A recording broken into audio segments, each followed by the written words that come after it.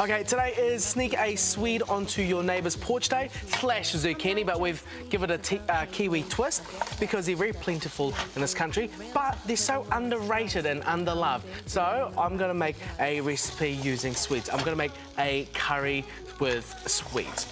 It's a vegetarian curry, so if you're vegetarian, this is perfect.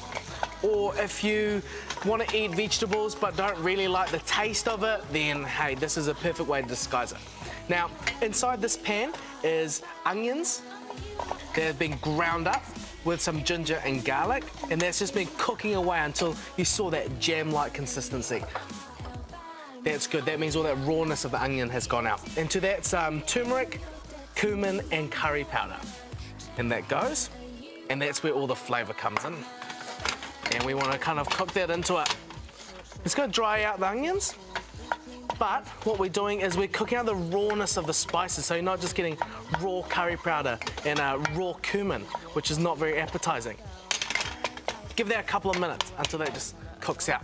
And then to that, our wet ingredients, coconut cream. So that's about half a cup. It's going to give it a nice bit of richness. And the verdict's out on whether coconut cream really is bad for you or good for you, depends on how you want to look at it. But regardless, it tastes delicious, so I don't really care too much. Here we go. There's about half a can of tomato puree, which is not to be mistaken with tomato paste, which is super thick. This is just tomatoes diced up and then pureed and strained.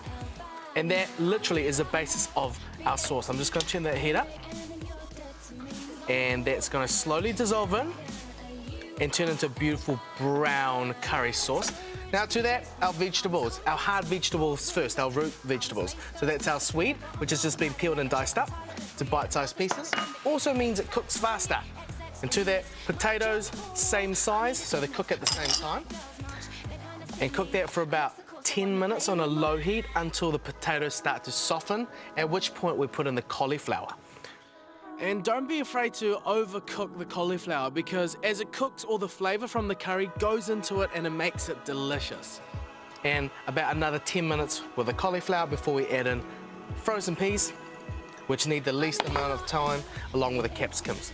And then after you give that a good mix and another 3 to 4 minutes, you get a curry that looks something like this. Have a look at that bad boy. It's about 30 to 40 minutes worth of work. It's steaming hot and delicious, perfect for winter.